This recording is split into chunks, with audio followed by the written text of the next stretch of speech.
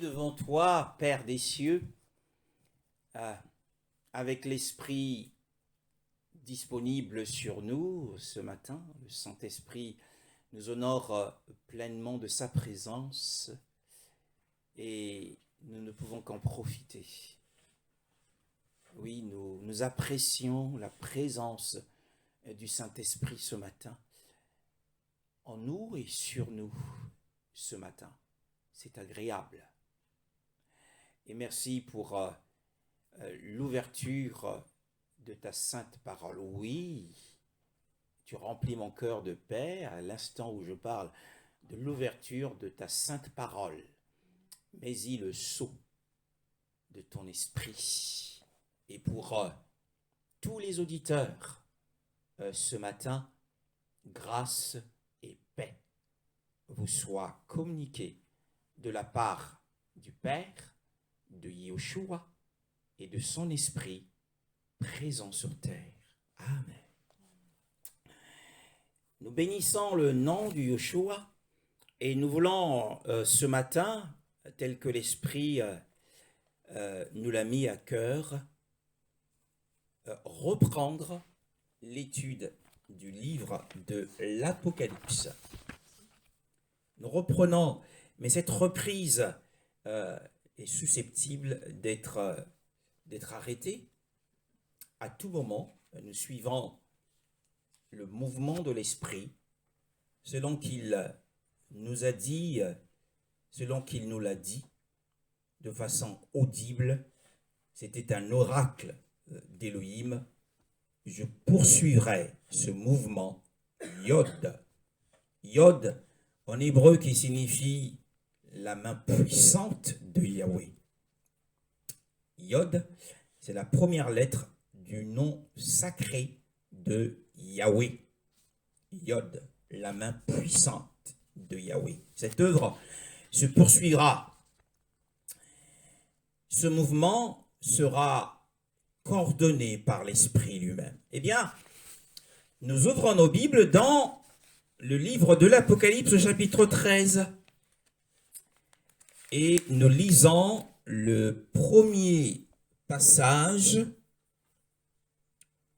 et nous allons lire jusqu'au verset 9.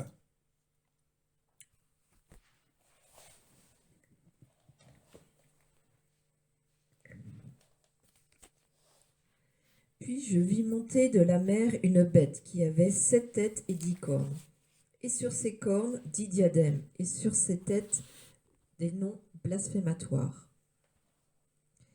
La bête que je vis ressemblait à un léopard. Ses pattes étaient comme celles d'un ours et sa gueule comme une gueule de lion. Le dragon lui donna sa puissance, son trône et une grande autorité. L'une de ses têtes était comme blessée à mort, mais sa blessure mortelle fut guérie. Remplie d'admiration, la terre entière suivit alors la bête. On adora le dragon parce qu'il avait donné l'autorité à la bête. On adora aussi la bête en disant « Qui est semblable à la bête et qui peut combattre contre elle ?» Il lui fut donné une bouche qui proférait des paroles arrogantes et des blasphèmes, et elle reçut le pouvoir de faire la guerre pendant 42 mois. Elle ouvrit la bouche pour proférer des blasphèmes contre Dieu, pour insulter son nom et son tabernacle, ceux qui habitent dans le ciel. Il lui fut permis de faire la guerre aux saints et de les vaincre. Elle reçut l'autorité sur toute tribu, tout peuple, toute langue et toute nation. Et tous les habitants de la terre l'adoreront, tous ceux dont le nom n'a pas été inscrit dans le livre de vie de l'agneau offert en sacrifice, et ce, dès la création du monde. Si quelqu'un a des oreilles, qu'il écoute. Oui, ce sont des paroles qui font frémir. Eh bien, nous entrons dans le vif de la grande tribulation. La grande tribulation, mais aussi de l'épreuve annoncée par Yeshua à son prophète Yohanan, Jean, dans la lettre qu'il adresse à l'ange de l'église de Philadelphia, en lui disant que je te garderai, Apocalypse 3, le verset 10, de l'heure de l'épreuve qui surviendra sur toute la terre habitée. Alors, je vis monter de la mer une bête qui avait 10 cornes, et 7 têtes. Sur ses cornes, 10 diadèmes, et sur ses têtes, des noms blasphématoires. Et je vis. Qui a vu? Qui a eu la vision? Eh bien, c'est le prophète Yohanan. Au chapitre précédent, qui est le chapitre 12, il est fait mention principalement de la défaite de Satan. Le livre de l'Apocalypse, le chapitre 12 de l'Apocalypse, fait mention de la future défaite de Satan. La Bible le situait, que ce soit dans le livre des Éphésiens chapitre 6, le verset 12 le situe dans les lieux célestes, car nous n'avons pas à lutter contre la chair et le sang, mais contre les principautés, contre les dominations, contre les autorités du monde des ténèbres, contre les esprits méchants ou de la méchanceté dans les lieux célestes. Satan n'est pas en enfer, Satan n'est pas encore dans l'abîme, mais Satan se trouve dans les lieux célestes et il a accès aujourd'hui au trône. Il a un poste devant le trône d'Élohim. Cela paraît étrange, car la Bible dit il se présente, et toujours au chapitre 12, il se présente devant Élohim et il accuse les saints. Le verset 11 dit, mais le verset 10, car il a été jeté bas, l'accusateur de nos frères, celui qui les accusait devant notre Élohim jour et nuit. C'est le poste qu'il tient devant le trône. Il tient un poste de témoin. Alors, l'heure vient, et cette heure est sur le point d'arriver, où il sera, démis de cette fonction, ou, à la suite de l'enlèvement des saints matures, l'un sera pris et l'autre laissé, et l'enlèvement des saints matures ne s'effectuera pas dans les airs, mais s'effectuera devant le trône pour prendre la place du faux témoin. Car Yoshua, lorsqu'il s'adresse à ses disciples, il dit, priez, veillez, priez, afin que ce jour ne vous surprenne pas comme la femme enceinte, et que vous ne soyez appesantis par les soucis de la vie, par l'ivresse, et que ce jour ne vous surprenne, car ce jour, parlant du jour de la tribulation, surviendra sur la terre comme un filet, et que vous ayez la force, dit-il, de vous tenir devant le Fils de l'homme. La position, la posture d'être devant le Fils de l'homme, c'est la posture de l'enlèvement de l'enfant mâle, qui est une représentation. L'enfant mâle est un corps représentant les croyants matures. L'un sera pris et l'autre laissé. Nous l'avons déjà vu. Alors, celui qui est pris prend la place du faux témoin devant le trône. Et le faux témoin, voyant cela, livrera une bataille dans les cieux. La Bible dit que Michael et ses anges combattirent. Michael et ses anges. Michael a ses propres anges. Michael, c'est l'ange de Yahweh de l'Ancienne Alliance qui disputait le corps de Moshe contre Satan. Et qui dit à Satan que Yahweh te reprime.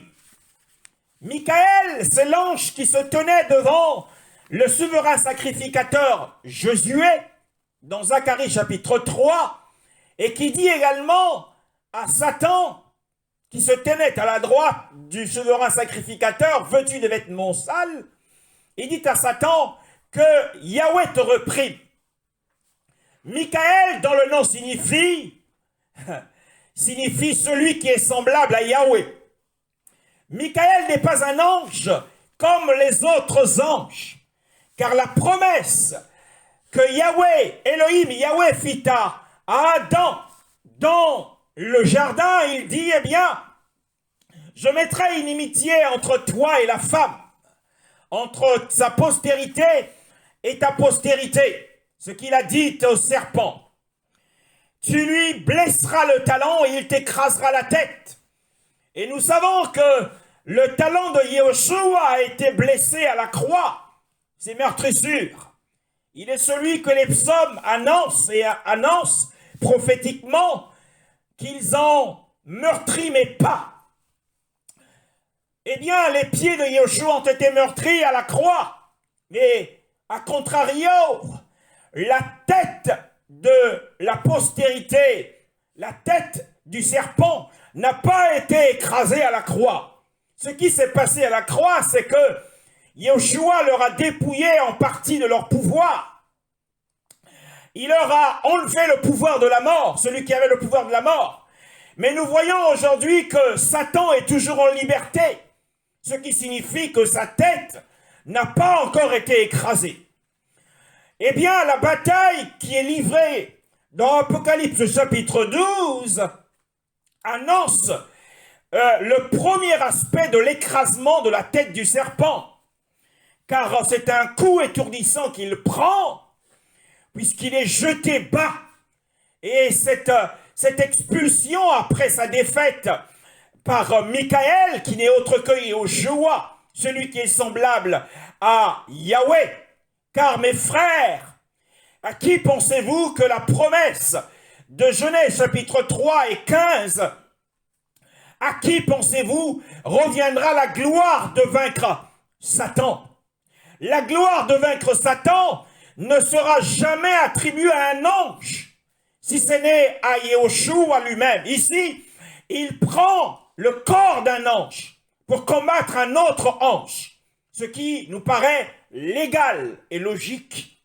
Ce n'est pas Elohim qui combat Satan, c'est un autre ange, c'est Yehoshua, sous la forme de l'ange de Yahweh, ou appelé encore Michael, mes bien-aimés dans le Seigneur. Michael est Yehoshua lui-même, qui va défaire Satan, qui va le vaincre, car c'est à lui que doit être attribuée cette victoire. Alors, après cette éclatante victoire, puisque Satan n'aura plus accès au ciel, il descendra sur la terre. Et la Bible dit malheur. La Bible dit malheur à la terre, car Satan est descendu vers vous. Ses ailes ont été coupées. Les ailes du dragon ont été arrachées définitivement suite à la bataille qu'il a livrée contre Michael et ses propres anges. Michael a ses propres anges. Et Yehoshua dit, vous verrez le Fils de l'homme venir avec ses anges. Michael a ses propres anges. Alors, il est défait et le voici sur terre. Et le fait qu'il soit sur terre et qu'il ne soit plus capable de monter au ciel, le fait qu'il ait perdu sa place, il est dans une grande colère. La Bible dit, au verset 17 du chapitre 12, « En colère contre la femme, le dragon s'en alla. » Mais plus haut, il est dit, plus haut, on va le lire plus haut. « Mais quel malheur pour vous, terre et mer, car le diable, au verset 12, est descendu vers vous en grande fureur, sachant qu'il a peu de temps. » Et combien de temps lui reste-t-il? comme a lu la sœur tout à l'heure, 42 mois. 42 mois qui signifie 3 ans et demi. Alors, il mène la guerre à la femme. Et nous avons vu au chapitre 12 que la femme, selon Galates chapitre 4, ma soeur, tu peux lire Galates chapitre 4, le verset 24 à 25, pour rafraîchir la mémoire des saints sur Galates au sujet de l'allégorie.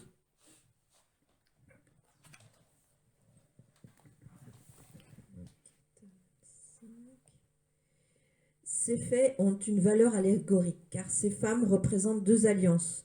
L'une vient du mont Sinaï et donne naissance à des esclaves. C'est Agar. En effet, Agar, c'est le mont Sinaï en Arabie, et elle correspond à la Jérusalem actuelle, qui vit dans l'esclavage avec ses enfants. Oui. Mais la Jérusalem d'en haut est libre, c'est elle qui est notre mère. C'est bon ? Oui, la Jérusalem actuelle, c'est Agar. C'est la montagne de l'Arabie et qui correspond à la Jérusalem en hébreu, Yerushalem en hébreu, qui est représentée dans Apocalypse chapitre 12. C'est la femme. Et nous verrons aussi que il y a une autre femme dans ce livre qui représente une ville aussi, mais qui n'est pas Yerushalem. Alors, le dragon en colère, parce qu'il a perdu sa place au ciel. Parce que lui et ses anges ont perdu leur place au ciel. Il est en colère, il fait la guerre à Jérusalem. Et c'est donc la grande tribulation, c'est l'encerclement. La Bible nous dit, mais la terre de sa bouche, le serpent vomit de l'eau comme un fleuve derrière la femme, pour que le fleuve l'emporte. Au départ, il est dit, alors les deux ailes du grand aigle furent données à la femme pour qu'elle s'en aille, qu'elle s'envole au désert. Yeshua, dans Matthieu 24, donne l'ordre aux disciples juifs que quand les choses commenceront à arriver, celui qui est dans le champ ne retourne pas dans sa maison. Il leur demande de fuir. Et il dit d'ailleurs, malheur aux femmes qui seront enceintes. Car ce jour, ça sera un temps en hiver. Bien-aimés dans le Seigneur. L'ordre est de fuir. Et la femme, les ailes lui sont données pour qu'elle fuit dans un désert. Et nous savons que selon le psaume 75, le verset 6, nous allons préparer, ma sœur, le psaume 75, le verset 6, mais la Bible dit que de sa bouche, le serpent vomit de l'eau comme un fleuve derrière la femme, pour que le fleuve l'emporte. Le fleuve, nous avons compris à travers les enseignements que le fleuve, à travers les Écritures, ce fleuve représente des armées étrangères qui viendront encercler Israël. Bien-aimé. Mais la terre secourut la femme. Elle ouvrit sa bouche et engloutit le fleuve. On nous parle ici d'un grand tremblement de terre. D'ailleurs, Apocalypse chapitre 11 nous parle de ce grand tremblement de terre. Mes frères, qui engloutira ses armées. Et en colère contre la femme, et que la femme, le dragon avait vomi de sa bouche. Je relis. Mais la terre secourut la femme, elle ouvrit sa bouche et engloutit le fleuve que le dragon avait vomi de sa bouche. Donc les nations, les armées. En colère contre la femme, le dragon s'en alla. Donc il quitte le désert. Il quitte le désert. Au départ, le dragon a poursuivi la femme. Il est parti de Jérusalem et il s'est dirigé vers le désert. Tu vas lire le psaume, verset 6. 75, verset 6. Ne levez pas si haut votre tête, ne parlez pas avec tant d'arrogance.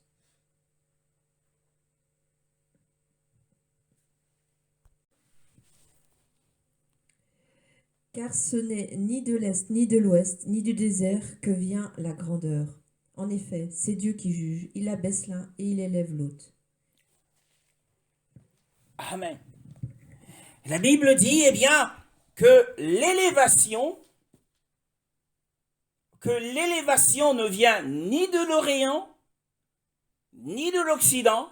Donc l'élévation ne vient ni de l'Est, ni de l'Ouest, ni du désert.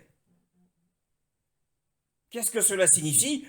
Eh bien, le désert ici, puisque les 4 dimensions sont normalement amorcées. L'Orient, nous savons que c'est l'Est, l'Occident, c'est l'Ouest, mais ensuite, au lieu de dire autre chose, le psalmiste parle du désert. Le désert représente quoi? Le sud. L'élévation ne vient ni de l'Est, l'Orient, ni de l'Occident, l'Ouest, ni du désert, c'est-à-dire le sud. Mais c'est Elohim qui gouverne, c'est-à-dire que l'élévation vient du nord, puisque le nord, c'est la latitude supérieure, c'est en haut. Donc Elohim est en haut. Donc ici, le nord est remplacé par Elohim qui gouverne.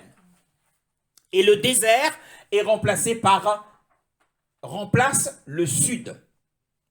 Et la femme s'en va dans le désert. Donc elle part de l'Orient, Moyen-Orient, jusque dans le désert. Et le dragon suit la même trajectoire. Et ensuite, voyant qu'il n'a pas réussi à atteindre son objectif, puisque la femme a été secourue, alors il change de direction et il progresse. Dans sa progression de Jérusalem au désert, il change de direction pour suivre une autre progression. Et sa progression le conduit. La Bible dit en colère contre la femme, le dragon s'en alla. Donc il quitte le désert, il quitte le sud, il s'en alla. Après avoir été dans le Moyen-Orient, il va dans le sud, et comme il lui est impossible de remonter vers le nord, là où est Elohim,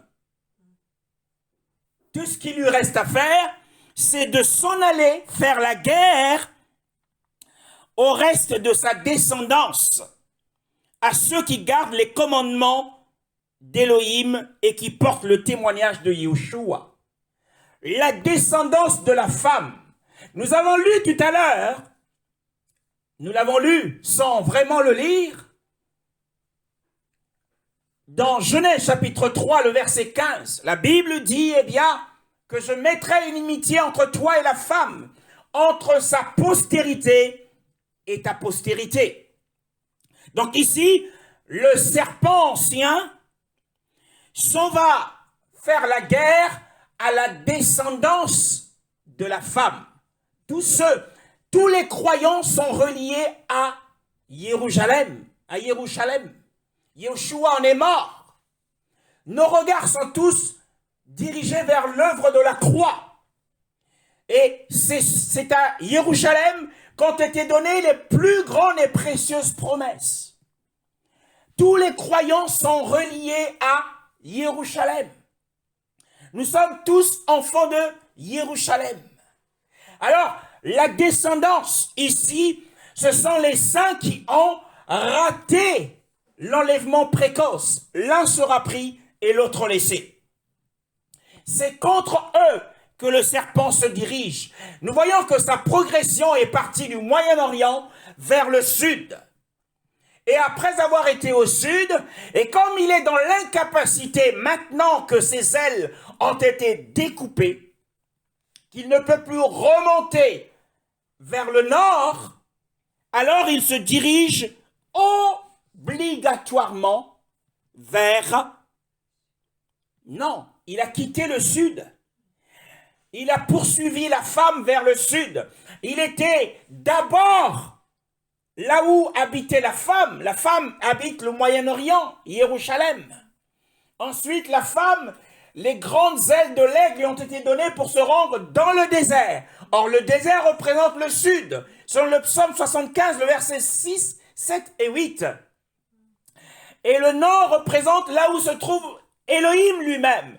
Mais puisque Satan, le grand dragon, ne peut plus avoir accès au nord, et que dans le sud, son but n'a pas été atteint, comme en Orient, il lui reste d'aller à l'ouest, en Occident.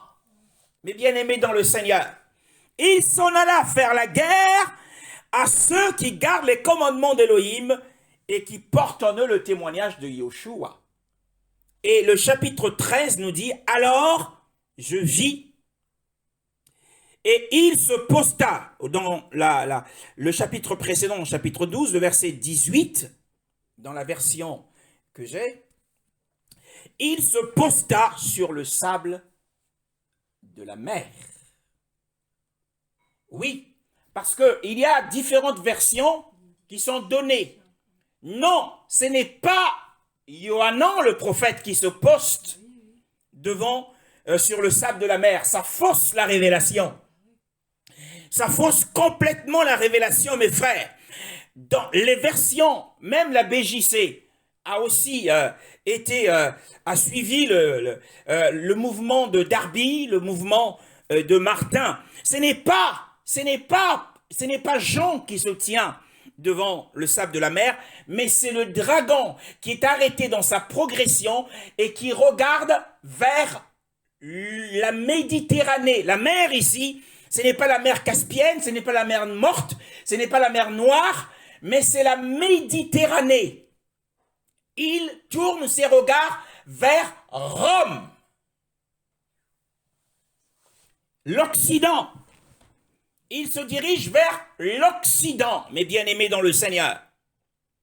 Parce que il y a une connexion entre la posture du dragon au bord de la mer et le reste de la révélation. C'est ce que nous allons voir. Alors, je vis, celui qui voit c'est Jean. Qu'a-t-il vu? Il a vu monter de la mer. Il a vu monter de la mer une bête qui avait 10 cornes et 7 têtes. Bien-aimés dans le Seigneur. Donc, une connexion nous est présentée entre la posture du dragon qui se tient et qui regarde vers Rome, qui regarde vers l'Occident, car il n'a pas d'autre choix. Il se tient devant la mer et cette fois-ci, il regarde vers l'Occident. Il était en Orient, ensuite il est allé dans le sud. Comme il ne peut plus monter vers le nord, il s'en va vers l'ouest pour faire la guerre au reste de la postérité. Alors, que signifie cette bête qui monte? Alors nous allons parler de la bête en tout premier lieu, qui monte. Mais la posture du dragon devant la mer est une posture significative. Car il se tient devant la mer. Pourquoi? Eh bien parce que nous voyons ici sa posture. Si le dragon ne se tenait pas devant la mer, il n'y aurait pas de montée de bête de la mer. Car il y a une relation entre la montée de la bête hors de la mer et la posture du dragon au bord de la mer.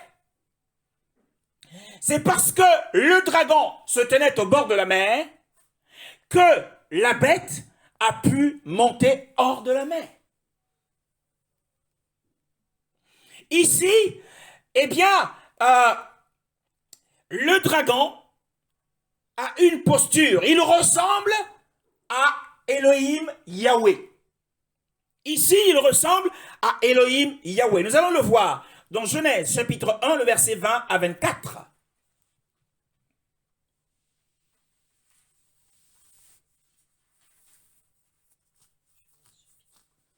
Genèse, chapitre 1, le verset 20 et le verset 24.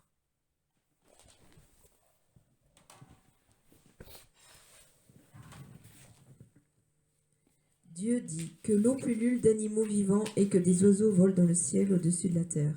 Dieu créa les grands poissons et tous les animaux vivants capables de se déplacer. L'eau en pullula selon leurs espèces. Il créa aussi tous les oiseaux selon leur espèce. Dieu vit que c'était bon. Et il les bénit en disant, reproduisez-vous, devenez nombreux et remplissez les mers, et que les oiseaux se multiplient sur la terre. Amen. Tu as lu le verset 24? Il y eut un soir, il y eut un matin. Ce fut le 5e jour. Dieu dit que la terre produise des animaux vivants selon leur espèce, du bétail, des reptiles, des animaux terrestres selon leur espèce. Et cela se passa ainsi. Dieu fit les animaux terrestres selon leur espèce, le bétail selon son espèce, et tous les reptiles de la terre selon leur espèce. Dieu vit que c'était bon. Alors, ici, Elohim, Yahweh, a créé. Il a créé des animaux marins. Et il les a produits après avoir créé les eaux, les océans. Après avoir créé les océans, il a créé des animaux ou des bêtes dans les eaux. Et nous avons dit que la posture du dragon au bord de la mer ressemble à celle de Yahweh. Et sa présence au bord de la mer signifie qu'il va entreprendre des manœuvres secrètes avec la permission d'Élohim pour faire monter non seulement la bête hors de la mer, mais aussi au verset 11 d'Apocalypse 13, je vais le lire.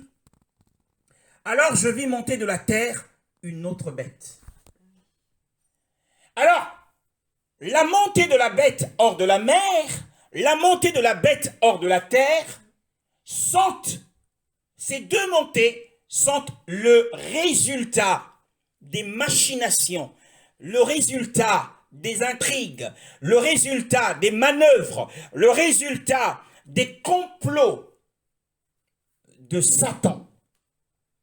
C'est le résultat de l'appel de Satan. C'est Satan qui appelle. Il agit comme le Créateur. C'est lui qui appelle la bête à monter hors de la mer. Donc, nous comprenons que ici, celui qui se poste au bord de la mer, ce n'est pas Jean, mais le dragon. Puisque la montée de la bête hors de la mer, la montée de la bête hors de la terre, au verset 11 du chapitre 13 d'Apocalypse, est le résultat des machinations ou des manœuvres du diable. Et ceci avec la permission d'Élohim. D'ailleurs, nous le voyons dans Apocalypse chapitre 9. Apocalypse chapitre 9. Le premier verset.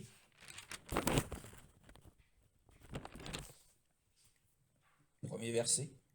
Apocalypse chapitre 9, premier verset.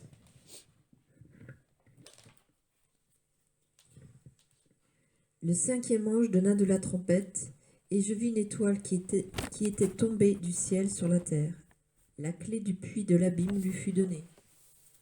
Verset 11. À leur tête, elles avaient comme roi l'ange de l'abîme, appelé en hébreu Abaddon et en grec Apollyon. Voilà. Donc, avec la permission d'Élohim, puisque le chapitre 9 nous donne des explications qui ne se trouvent pas au chapitre 12 et des détails. Le chapitre 9 et le chapitre 12 forment un seul tenant.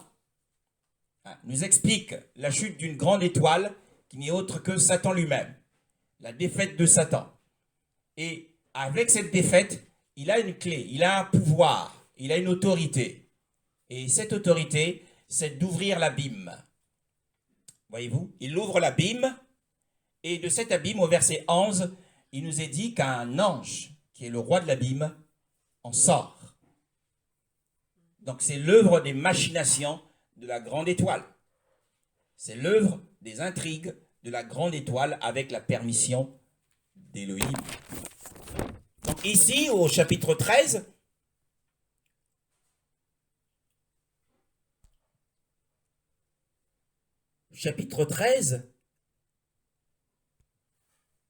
au chapitre 13, eh bien, il nous est parlé d'une remontée. Nous en parlerons. Alors, d'une remontée ou d'une résurrection. Et cette résurrection est semblable, comme le Père a ressuscité Yoshua d'entre les morts, ici Satan, un pouvoir lui est donné de ressusciter la bête. Et qui est cette bête? Alors, dans la parole du Seigneur, la bête sauvage représente deux choses. Premièrement, dans Daniel chapitre 7, le verset 6 à 7, nous allons voir la première signification de la bête. La première signification de la bête.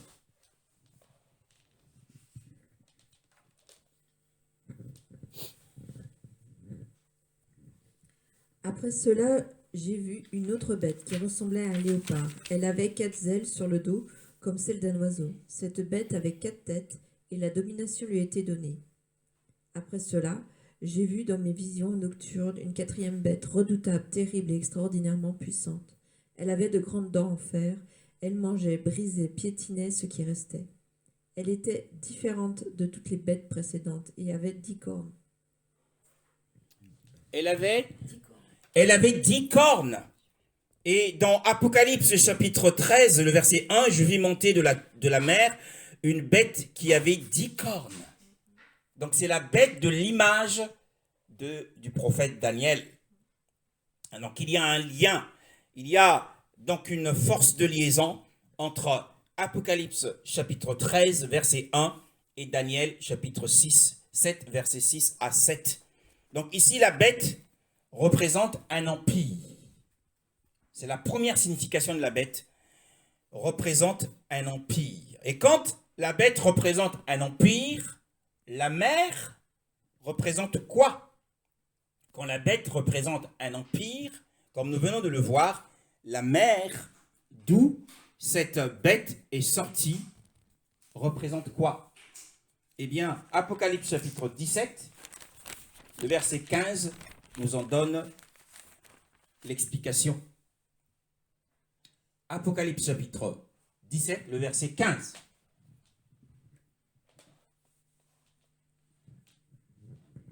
Puis il me dit, les eaux que tu as vues sur lesquelles la prostituée est assise, ce sont des peuples, des foules, des nations et des langues.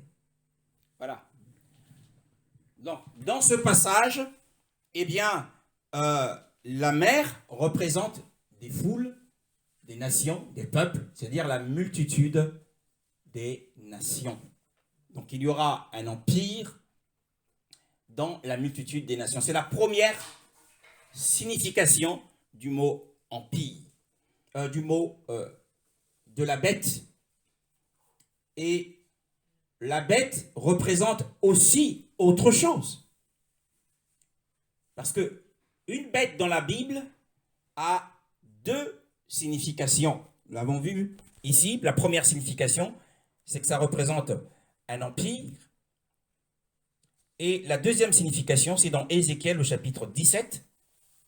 Ézéchiel au chapitre 17, nous lirons le verset 3, nous lirons ensuite le verset 7 et nous lirons le verset 12.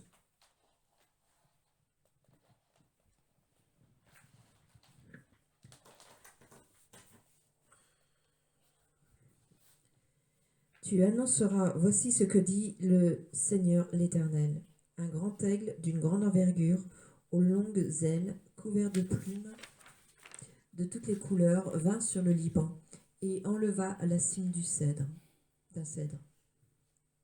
Le verset 3, le verset 7. 7.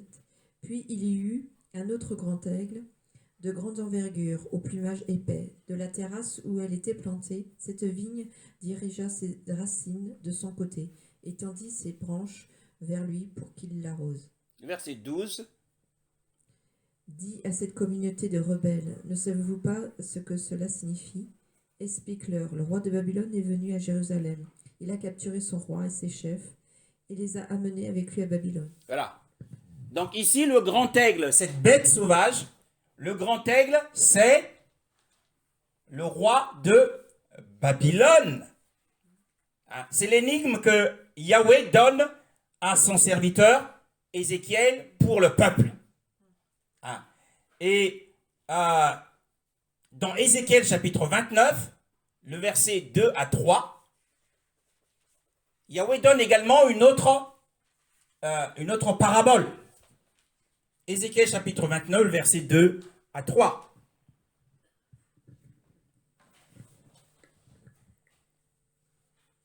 Fils de l'homme, tourne ton visage vers le Pharaon, le roi d'Égypte, et prophétise contre lui et contre toute l'Égypte. Parle, tu annonceras. Voici ce que dit le Seigneur l'Éternel. Je t'en prie. Pharaon, roi d'Égypte, crocodile monstrueux, couché au milieu du Nil, qui dit, mon Nil est à moi, et c'est moi qui l'ai fait. Voilà. Dans ta version, Yahweh identifie le roi d'Égypte comme un crocodile. Donc nous voyons que une bête sauvage peut prendre la forme d'un empire, d'un royaume, et peut prendre la forme, peut aussi être identifié à un être humain. Nous le voyons également dans les évangiles, dans l'évangile de Luc au chapitre 13, à partir du verset 31, ce qui est assez éloquent. Luc chapitre 13, le verset 31, à partir du verset 31.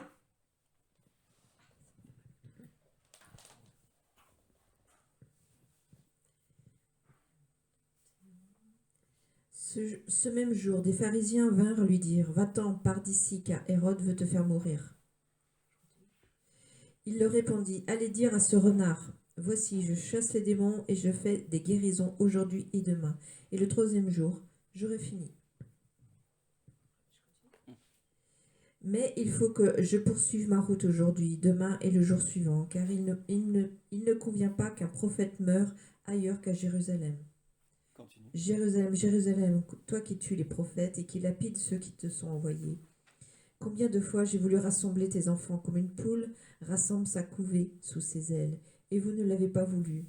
Voici que votre maison sera laissée déserte, je vous le dis. Vous ne me verrez plus jusqu'à ce que vienne le temps où vous direz, béni soit celui qui vient au nom du Seigneur.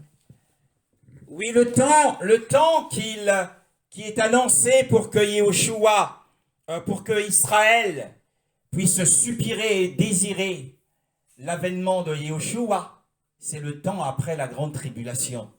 Le temps, jusqu'à ce que vienne ce temps où tu diras, béni soit celui qui vient au nom du Seigneur, parce qu'ils passeront par le feu de l'épreuve et qu'apparaîtra dans le ciel le signe de Jonas.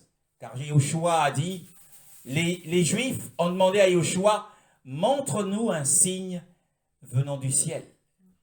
Et Yahushua leur a dit, il n'y aura pas d'autre signe, si ce n'est le signe de Jonas. De même que Jonas a passé 3 jours et 3 nuits dans le ventre du poisson, le Fils de l'homme, de la même manière, après la croix, passera 3 jours et 3 nuits dans le centre de la terre, bien-aimé dans le Seigneur. Et le signe demandé par les Juifs à Yahushua apparaîtra dans le ciel. C'est le signe d'une croix lumineuse. Une croix lumineuse apparaîtra dans le ciel. Alors, les Juifs se frapperont la poitrine, car Matthieu 24 nous annonce qu'un grand signe apparaîtra dans le ciel. Ce grand signe est une réponse à la demande des Juifs à Yahushua d'avoir un signe. Mais Yahushua leur a dit, le seul signe que vous aurez, c'est le signe de ma mort, de mon ensevelissement et de ma résurrection. Et ce signe de la mort n'est autre que la croix. Et une croix lumineuse apparaîtra dans le ciel.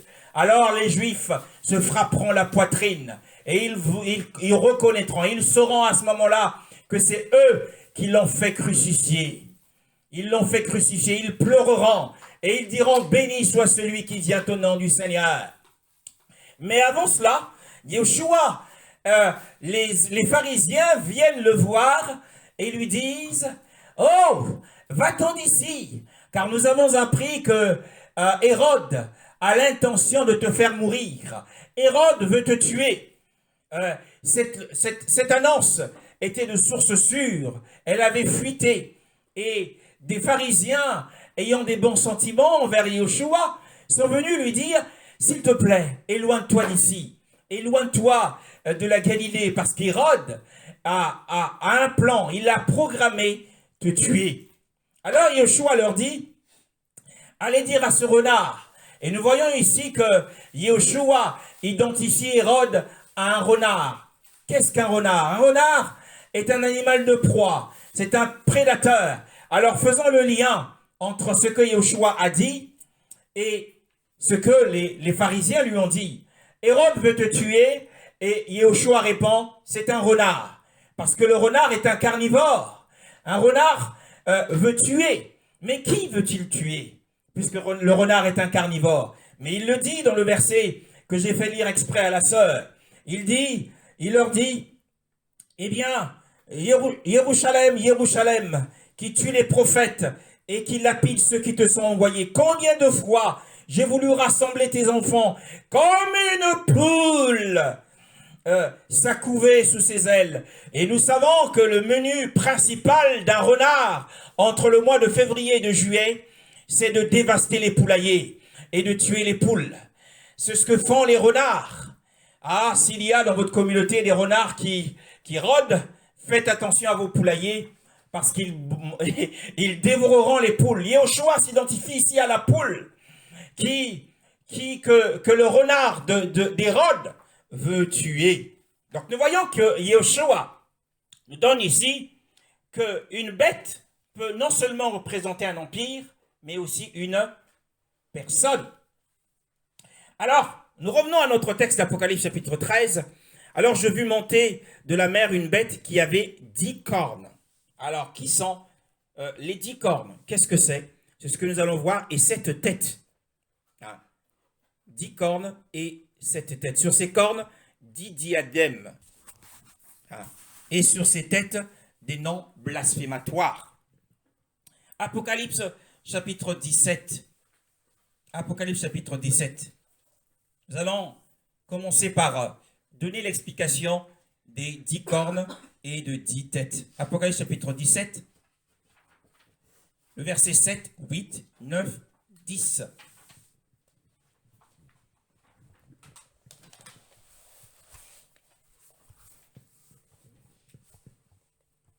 L'ange me dit, pourquoi t'étonnes-tu? Je te dirai le mystère de la femme et de la bête qui la porte, celle qui a les 7 têtes et les 10 cornes.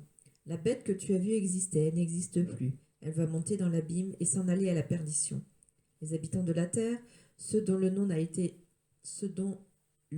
pas été inscrit dès la création du monde dans le livre de vie, s'étonneront en voyant que la bête existait, qu'elle n'existe plus et qu'elle réapparaîtra. C'est ici qu'il faut une intelligence éclairée par la sagesse. Les 7 têtes sont 7 montagnes sur lesquelles la femme est assise. Ce sont aussi 7 rois, 5 sont tombés, l'un règne, l'autre n'est pas encore venu. Et que... Amen. Ouais. Amen. Ce sont aussi, c'est d'abord 7 montagnes. Oui. Voilà. Les 7 têtes représentent 7 montagnes. Et ce sont aussi 7 rois. Ce sont aussi 7 rois. Et les 10 cornes, c'est la même chose. Les 10 cornes représentent les 10 cornes, 10 rois. Dans ce passage, c'est quel verset? Le verset 12 nous dit ce sont 10 rois. Alors, ce sont des rois subordonnés. Ce sont des rois subordonnés qui ont 10 diadèmes. Apocalypse chapitre 13 nous parle de 10 cornes. Les 10 cornes représentent 10 rois qui sont subordonnés à la bête. Et la bête elle-même est subordonnée au dragon. Pourquoi? Pourquoi la bête est-elle subordonnée au dragon? Parce que nous l'avons lu tout à l'heure dans Apocalypse chapitre 9. Dans Apocalypse chapitre 9, le verset 2, que nous avons lu, que la clé de l'abîme a été donnée à cette étoile qui est tombée. Et cette étoile a ouvert l'abîme. Et celui qui s'est échappé, c'est le roi de l'abîme. Le roi de l'abîme s'est échappé grâce à l'ouverture de l'abîme par l'étoile, la grande étoile qui était tombée. C'est-à-dire ici que la bête qui monte est redevable au dragon. C'est grâce au dragon qu'il a réussi à s'échapper de la fosse. Donc il lui est redevable et cette bête lui sera soumise. Et nous voyons aussi, nous l'avons dit, nous avons parlé de l'inimitié. Le dragon, il y a, au chapitre 12, il y a l'inimitié du serpent contre la femme. Chapitre 12 d'Apocalypse. Contre la femme. Comme l'a annoncé Yahweh lui-même dans Genèse chapitre 3, le verset 15. Et au chapitre 13, nous avons l'inimitié de la postérité de la femme et de la postérité du serpent. Et la postérité du serpent est personnifiée par la bête qui monte. Et qui monte de la mer et la bête qui monte de la terre. Et la bête qui monte de la mer, mes frères, c'est l'antéchrist annoncé par Paul. C'est l'apparition de l'antéchrist, la venue de l'antéchrist. La venue de l'antéchrist est le résultat de l'appel de Satan. La venue de l'antéchrist, l'apparition de l'antéchrist est le résultat des machinations, des manœuvres de pouvoir données par Yahweh lui-même à Satan. Il lui permet de ressusciter l'antéchrist qui était dans la fosse, l'ange de l'abîme. Nous avons dit que cette bête est à la fois un empire et aussi une personne. Donc nous avons vu comment la Bible identifie à la fois une bête comme un roi, comme un empire. Selon Daniel ou selon Ézéchiel, ou selon Yeshua dans les évangiles. Alors, la première crise, la première grande crise du monde, la première grande crise de malheur de l'homme, la première grande crise de malheur de l'humanité est venue à cause d'une bête sauvage. La Bible dit dans Genèse chapitre 3, le verset 1, Genèse chapitre 3, la première grande crise de malheur. Bien-aimés, lorsque vous voyez une bête, si cette bête ne représente pas l'agneau ou le lion de la tribu de Juda, c'est une bête de malheur. C'est une bête qui vient à vous pour provoquer le malheur. La première crise de malheur de l'homme et de l'humanité est venue par une bête sauvage.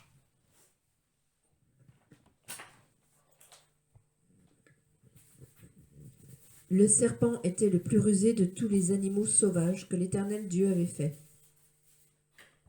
Il dit à la femme, Dieu a-t-il vraiment dit, vous ne mangerez aucun des fruits des arbres du jardin? La femme répondit au serpent, nous mangeons du fruit des arbres du jardin. Cependant, en ce qui concerne le fruit de l'arbre qui est au milieu du jardin, Dieu a dit, vous ne mangerez pas et vous n'y toucherez pas, sinon vous mourrez.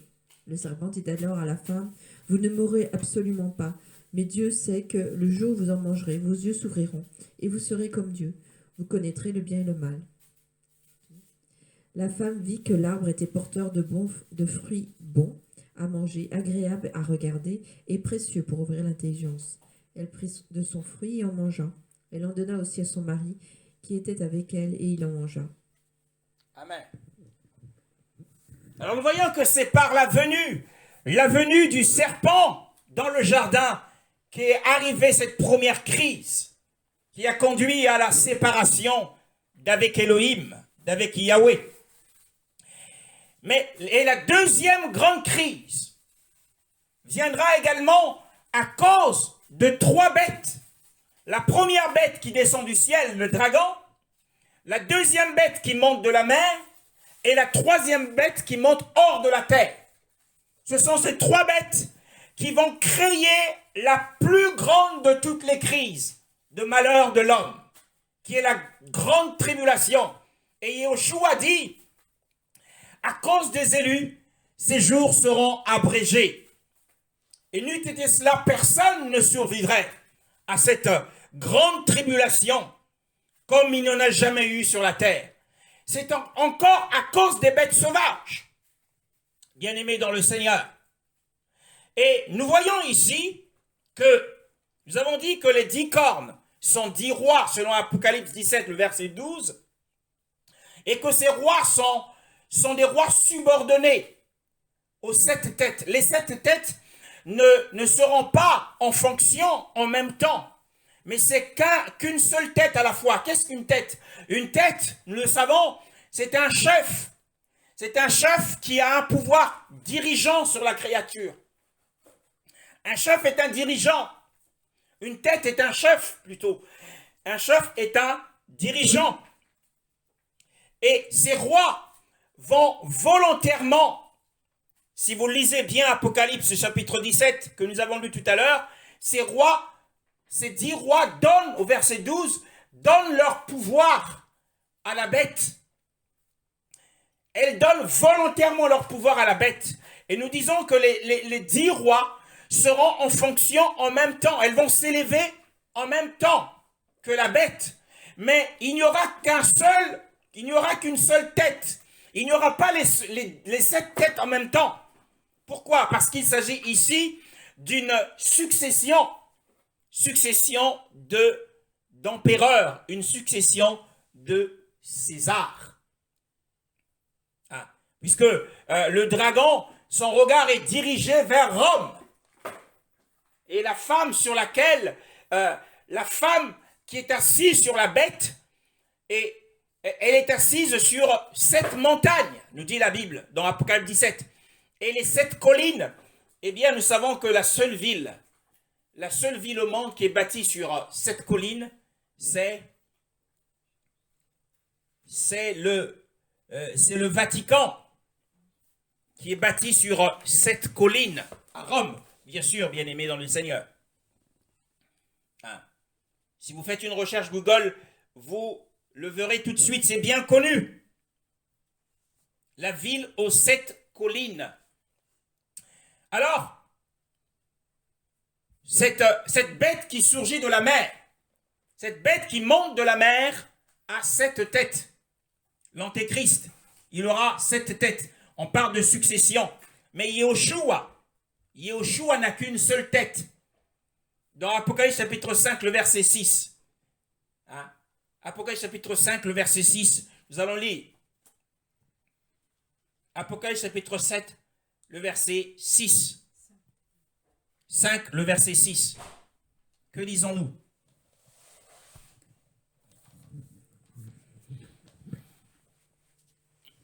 Puis je vis au milieu du trône et des 4 êtres vivants et au milieu des anciens, un agneau debout, comme offert en sacrifice.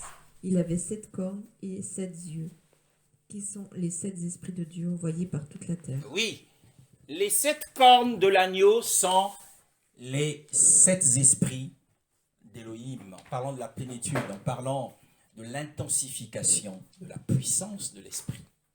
Les 7 esprits, on parle de l'intensification du feu. Souvenez-vous que la fournaise dans laquelle a été jeté Shadrach, Meshach et Abednego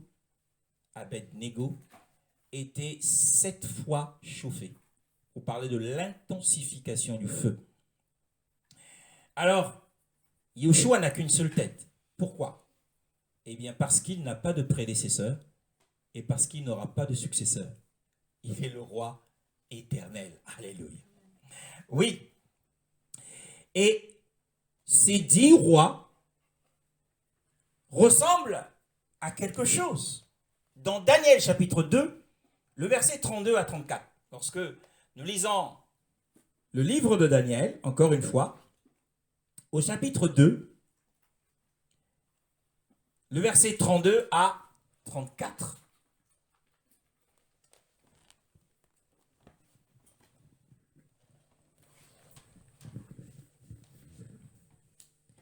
La tête de cette statue était en or pur, sa poitrine et ses bras en argent, son ventre et ses cuisses en bronze, ses jambes en fer, ses pieds en partie en fer et en partie en argile.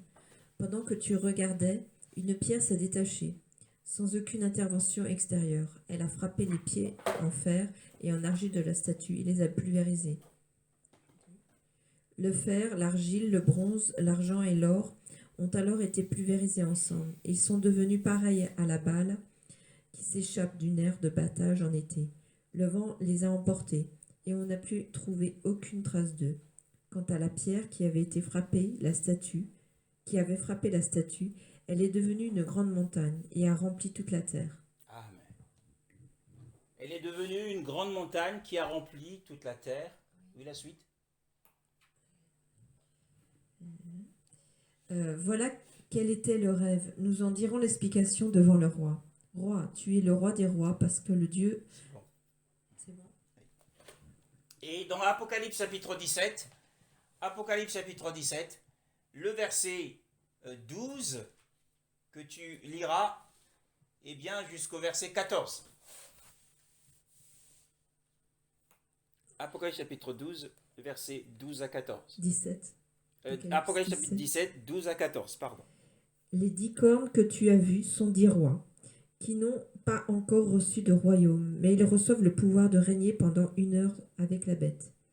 Ils ont une même pensée et ils donnent leur puissance et leur pouvoir à la bête. Ils combattront contre l'agneau et l'agneau les vaincra, parce qu'il est le Seigneur des seigneurs et le roi des rois. Amen. Ceux qui ont été appelés, choisis, fidèles et sont avec lui, les vaincront aussi. Amen. Alors, donc nous avons vu dans Daniel, en fait, qu'une grande pierre a frappé la statue de l'image de Nebuchadnezzar qu'interprète Daniel. Et les pieds, les 10 pieds, les 10 doigts de pied, ce sont les 10 rois d'Apocalypse 13 que nous sommes en train de lire. Ce sont les 10 cornes d'Apocalypse 13. Les 10 doigts de pied de la statue de Nebuchadnezzar, ce sont les 10 cornes d'Apocalypse chapitre 13. Et la grande pierre, c'est l'avènement du royaume millénaire de Yeshua. La grande pierre, c'est Yeshua, qui va frapper ces 10 rois, qui va les diviser en deux sur la bataille d'Armageddon, bien sûr, puisque c'est exprès que nous avons fait lire le Apocalypse chapitre 17 de 12 à 14, où nous voyons l'agneau vaincre les 10 rois. Il les vaincra parce qu'il est le roi des rois, le Seigneur des seigneurs, et ceux qui viendront avec lui, donc ceux qui ont été enlevés, eh bien, les vaincront aussi. Hein? Et les 10 doigts de pied ont été pulvérisés, ont été divisés en deux. Et la division des deux, c'est en partie de 5 et 5. La division de 2, c'est que des 10 rois, il y aura 5 qui viendront de l'Orient et 5 qui seront de l'Occident, qui vont former. C'est la puissance en réalité qu'avait vu Jean. La Bible dit que je vis. Jean au chapitre 13, le verset... Apocalypse chapitre 13, le verset 1. Alors je vis monter de la terre une bête qui avait 10 cornes. En fait, il a vu l'unité et la puissance de rébellion des nations. Puisque les 10, ce sont 10 rois qui vont se liguer contre Yahweh. Selon le psaume chapitre 2, le verset 1. Le psaume chapitre 2, le verset 1. Je veux rapidement le lire. C'est un passage que vous connaissez tous. La Bible dit, pourquoi cette agitation parmi les nations, ces vains complots parmi les peuples? Les rois de la terre se présentent et les princes se concertent ensemble contre Yahweh et contre son Mashiach. Voilà. Donc c'est cela, c'est cette rébellion que Jean a vue. Je vis une bête avec 10 cornes, la puissance de toute la terre. que va réunir l'Antéchrist pour faire la guerre à l'agneau, bien-aimé dans le Seigneur. Hein. Maintenant, 2 points concernent encore cette partie de l'étude. Nous n'en sommes qu'au début de la grande tribulation. 2 points qui sont importants. Il est écrit, il monte, et je vis monter de la mer. Alors, pour qu'il y ait une montée, il faut premièrement qu'il y ait une descente. Pour la descente, nous allons lire dans le livre de la Genèse, chapitre 37. Genèse, chapitre 37, et le verset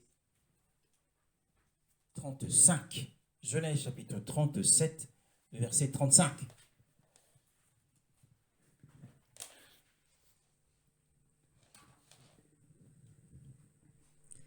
Tous ses fils et toutes ses filles vinrent pour le consoler, mais il refusait d'être consolé. Il disait, c'est dans le deuil que je descendrai vers mon fils au séjour des morts. Il pleurait son fils. Ouais. Et dans ma version, il est dit, eh bien, tous ses fils et toutes ses filles vinrent pour le consoler, mais il rejeta toute consolation.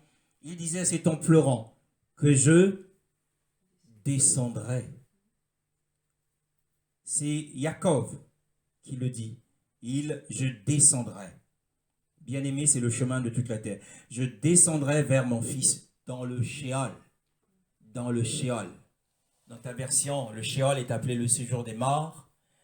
Et le Sheol, c'est en hébreu. Et en grec, c'est Hadès. En réalité, Jacob dit, je descendrai dans Hadès. Jacob, j'ai aimé Jacob. Mais Jacob dit qu'il descendra dans Hadès. C'est ainsi que son père le pleurait. Hadès, c'est le lieu des morts. Et il est descendu. Maintenant, s'il est descendu, un autre aussi est descendu. 1 Samuel chapitre 28, le verset 11, 12, 13 à 14. 1 Samuel au chapitre 28. Un autre était aussi descendu dans les lieux des morts. Bien-aimé dans le Seigneur. Le lieu des morts. Shemuel. Versets 11 à 14.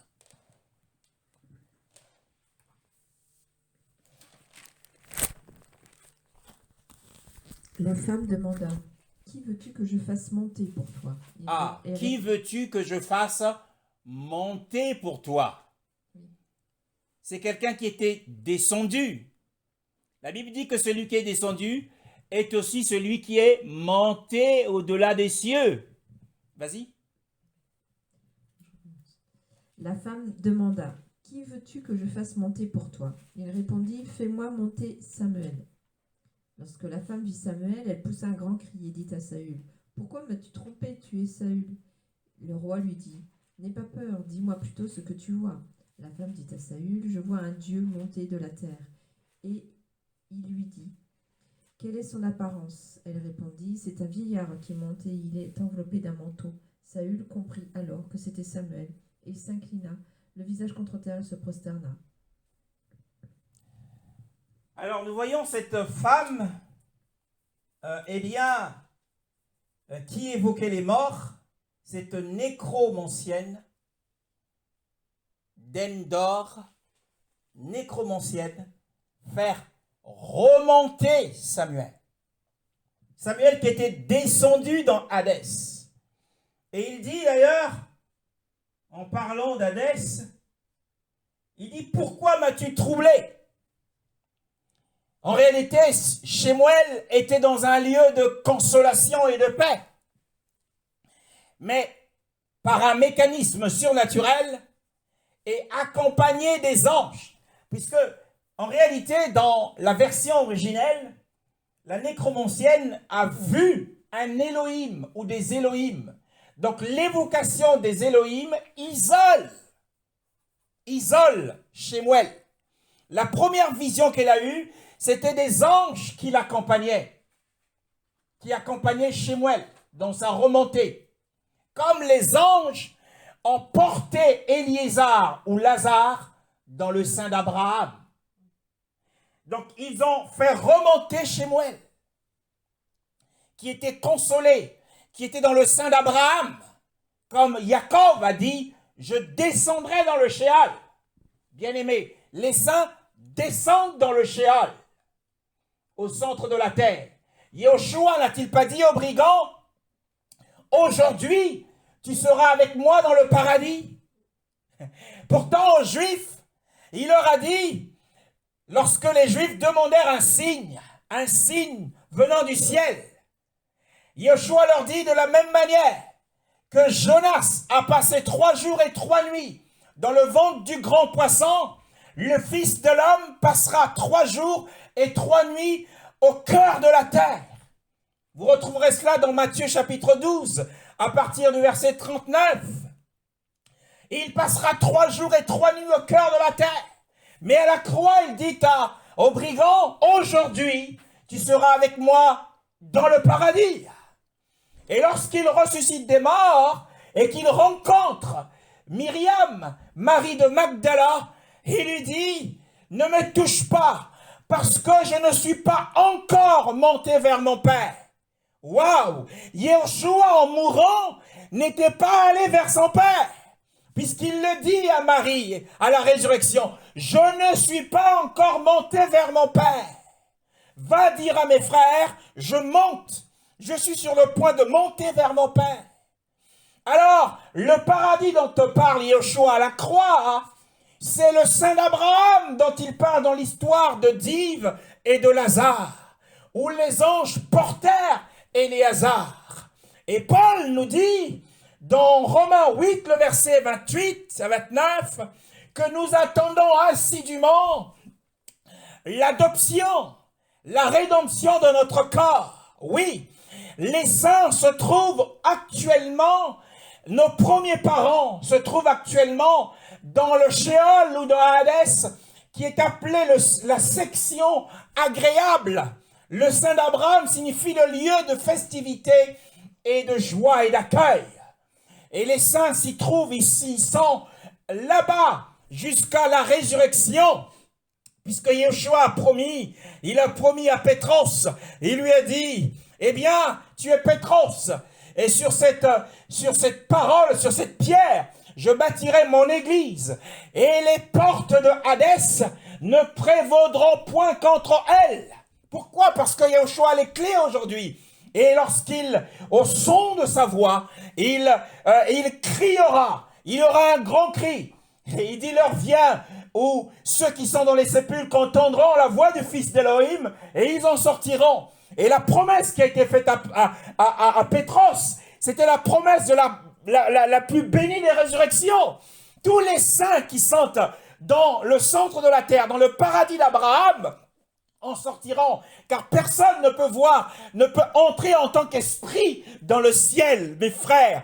Cette vérité a été perdue depuis les premiers siècles. Après les premiers saints, les premiers siècles, la vérité sur Hadès a été perdue. Et le catholicisme nous a fait croire que les saints, lorsqu'ils meurent, ils vont directement au ciel. Non, parce que la mort, comme nous l'avons déjà défini, la mort vient pour diviser l'homme. La mort est une diviseuse. La mort vient pour séparer l'homme. Parce qu'à la création, Elohim a créé l'homme, esprit, âme et corps. Et lorsque vient la mort nous sépare. Qu'est-ce que la mort? C'est la séparation de l'âme et du corps. Alors, l'âme porte en elle les effets de la mort. Or, la mort est une malédiction. Même un saint, lorsqu'il quitte son corps, il a l'effet de la malédiction. Et dans cet état, même avec sa robe de justice, il n'entre pas en présence d'Élohim. Mais il va dans un lieu agréable qui est appelé le sein d'Abraham. Et là, il doit être dans le paradis et dans la joie, dans la présence du Seigneur s'y trouve. Il y a une forte présence, il y a un grand amour, il y a une grande consolation en ces lieux. Il doit y être jusqu'à attendre la résurrection. Et lorsqu'il aura un corps de résurrection, il ira à la rencontre du Seigneur dans les airs. Parce que le seul mouvement du ciel vers les airs, c'est le mouvement de Yeshua lui-même. Aucun saint ne part du ciel en tant qu'esprit, ne descend sur la terre pour prendre son corps et de remonter dans les airs. Ce n'est pas logique. Ça n'a aucun sens. Relisez vos Écritures, le Seigneur vous donnera de la lumière. Alors, Hadès, l'Hadès supérieur, c'est le lieu où nous allons tous. C'est le paradis, selon les mots de Yoshua lui-même. Et nous y allons pour attendre la résurrection de nos corps. Bien-aimés, nous voyons ici que Shemuel a été remonté. Il a été remonté par la nécromancienne. Et nous voyons également que dans Apocalypse, au chapitre 13, que nous avons lu, que Satan va recevoir un pouvoir lui permettant de ressusciter l'esprit de Néron. L'Antéchrist, c'est l'esprit de Néron. Parmi les 12 Césars qui ont vécu sur la terre, c'est le seul César, Néron. Néron est le seul César. Néron a vécu en l'an 54 jusqu'en l'an 68. Il est mort, il s'était suicidé. Et son esprit est gardé dans la fosse. Et lorsque Satan, en tant que grande étoile, sera jeté sur la terre, alors il ressuscitera l'esprit de Néron. C'est l'Antéchrist qui vient, bien-aimé. C'est le persécuteur des persécuteurs. Il viendra sur la terre. Et donc la montée, le ressurgissement, c'est une résurrection. Bien-aimé dans le Seigneur. Et nous voyons aussi magnifiquement que dans Apocalypse chapitre 13, le verset 1, il porte des noms de blasphème. Nous allons parler des blasphèmes. Alors les blasphèmes en deux sens. Blasphémer, c'est premièrement, qu'est-ce que blasphémer? Nous allons le voir dans Matthieu chapitre 9, le verset 3. Matthieu chapitre 9, le verset 3. Et nous lirons également Matthieu 26, le verset 64. Matthieu chapitre 9, le verset 3.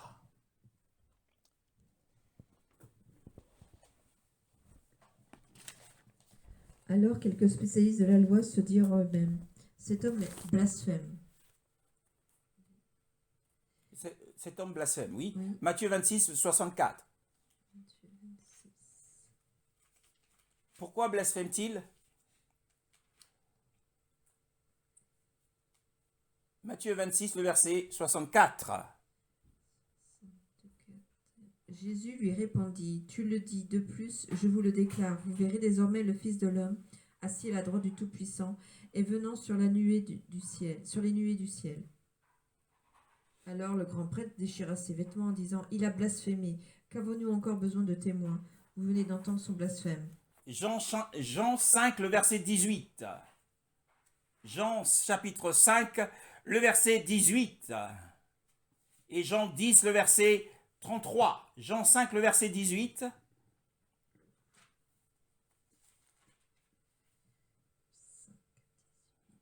Jean 5, le verset 18. Voilà pourquoi les Juifs cherchaient encore plus à le faire mourir, parce que non seulement il violait le sabbat, mais il appelait aussi Dieu son propre Père, se faisant lui-même égal à Dieu. Ah, donc le blasphème ici, la rivalité ici de ces rois, hein, on ne parle pas ici des rois qui ont 10 diadèmes sur leur tête, mais on parle des têtes. Les 7 têtes ont sur leur front des noms de blasphème, des noms de blasphème. Eh bien, le blasphème ici, c'est s'égaler à Elohim. C'est s'élever à la divinité. C'est le premier blasphème des Césars, des empereurs. Ils ont volé les titres et les attributs d'Elohim. Ils se sont arrogés les noms d'Elohim, bien-aimés dans le Seigneur. Hein? C'est une des caractéristiques des empereurs de Rome, d'Auguste à Domitien. Et pas très loin d'ici, dans les Alpes-Maritimes, et notamment non loin de Monaco, à la Turbie. Il y a les restes d'un temple qui était dédié à Auguste. Auguste a vécu à l'an 27 avant Jésus-Christ jusqu'à l'an 14. Il y a eu plusieurs Augustes, une succession de père en fils. Et il y a les restes. Ce sont beaucoup d'empereurs se sont fait appeler Seigneur Dieu, comme Domitien qui exigeait qu'on l'appelle Seigneur Dieu. Hein. Et Néron a aussi continué, que ce soit Néron, que ce soit Caligula. Caligula, parmi ces empereurs, ils ont continué dans le même péché. Donc, ils se sont arrogés les titres d'Élohim. C'est le blasphème. Nous voyons dans l'Apocalypse l'Antéchrist. D'ailleurs, nous le voyons. 2 Thessaloniciens chapitre 2, le verset 3 à 4. Ce qui va le caractériser, c'est ce blasphème. Le nom de blasphème. 2 Thessaloniciens chapitre 2, le verset 3 à 4.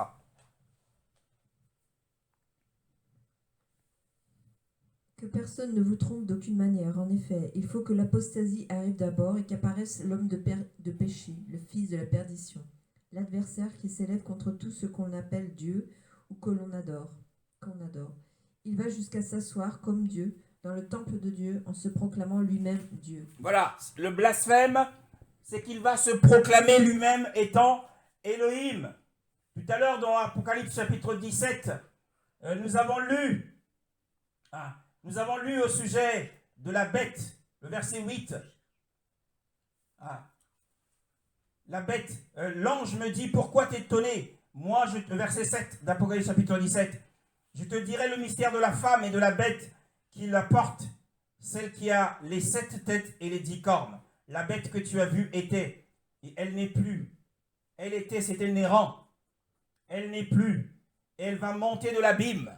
Donc c'est la résurrection de Néron. Donc elle revient. Et elle va monter de l'abîme et s'en aller à la perdition. Et dans le texte que tu as lu tout à l'heure, il est appelé le fils de la perdition. Donc il est destiné à la perdition. Les habitants de la terre, ceux dont le nom n'a pas été inscrit dans le livre de vie depuis la fondation du monde, seront étonnés dans l'admiration à la vue de la bête. Donc la bête a 2 choses qu'il va produire. Il va tromper, il va séduire. Ensuite, il va détruire. Parce qu'elle était, qu'elle n'est plus et qu'elle réapparaîtra. Reparaîtra dans ma version. C'est ici qu'intervient l'intelligence qui a de la sagesse. Bien-aimé dans le Seigneur. C'est s'arroger les noms d'Élohim. C'est le premier type de blasphème. Et le deuxième type de blasphème, bien-aimé, c'est dans Marc chapitre 3, le verset 28 à 29. Marc chapitre 3, le verset 28 à 29. 28 à 29.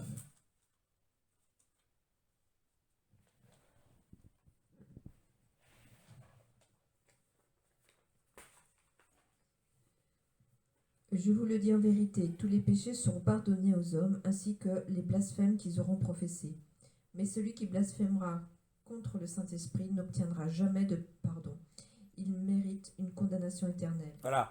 C'est le blasphème qui afflige le Saint-Esprit, qui déprime Elohim, qui le fait pleurer. Le blasphème contre le Saint-Esprit. C'est le deuxième type de blasphème. C'est par la calomnie. Calomnier le Saint-Esprit.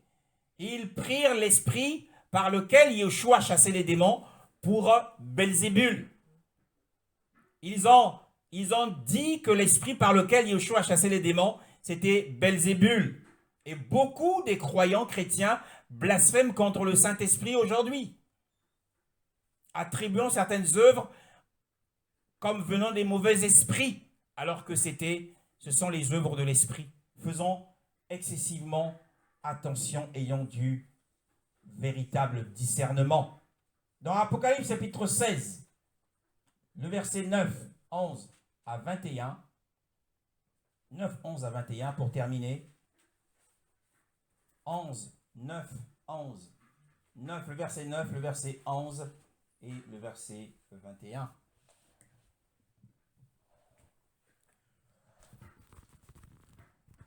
Les hommes furent brûlés par une grande chaleur, et ils blasphémèrent le nom du Dieu qui a autorité sur ces fléaux. Ils ne changèrent pas d'attitude pour lui rendre gloire. Et ils blasphémèrent le Dieu du ciel à cause de leur douleur et de leur ulcère. Ils ne se repentirent pas de leurs actes. 21. Une grosse grêle, dont les grêlons pesaient environ 40 kilos, tomba du ciel sur les hommes. Et les hommes blasphémèrent Dieu à cause du fléau de la grêle, parce que ce fléau était terrible. Ça ne vous fait penser à rien, ça nous fait penser à l'enfer. Ici, à chaque douleur, il y a un blasphème. Et ceux qui sont en enfer ne louent pas Elohim, mais ils blasphèment contre Elohim. Mais pourtant, dans Philippiens chapitre 2, Philippiens, on va le lire, Philippiens chapitre 2, le verset 10 à 11, nous dit quelque chose.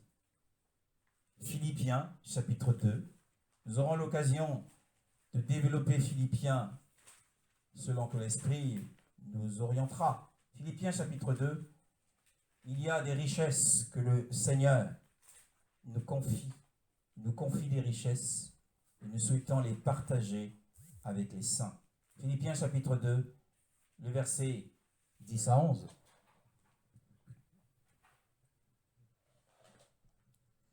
Afin qu'au nom de Jésus, chacun plie les genoux dans le ciel, sur la terre et sous la terre, et que toute langue reconnaisse que Jésus-Christ est le Seigneur, à la gloire de Dieu le Père. Pensez-vous que ceux qui sont dans les régions inférieures de la terre peuvent-ils louer et rendre gloire et fléchir le genou et reconnaître que Yeshua est Seigneur? Non. Ceux qui sont dans les régions inférieures de la terre, selon Philippiens chapitre 2, ce ne sont pas ceux qui sont en train de cramer en enfer. Car nous voyons que ceux qui sont en train de cramer dans l'enfer, à l'image de ce qui vient d'être dit dans Apocalypse chapitre 16, à chaque douleur, ils blasphèment contre Dieu. Et ceux qui louent dans les régions inférieures de la terre, ce sont ceux qui sont dans la dèce supérieure. Ce sont les saints qui sont en louange, qui sont dans l'adoration à Yeshua. Et nous bénissons le Seigneur pour sa parole. Et nous croyons que le Seigneur vous donnera beaucoup de lumière et de révélation au nom de Yeshua. Amen.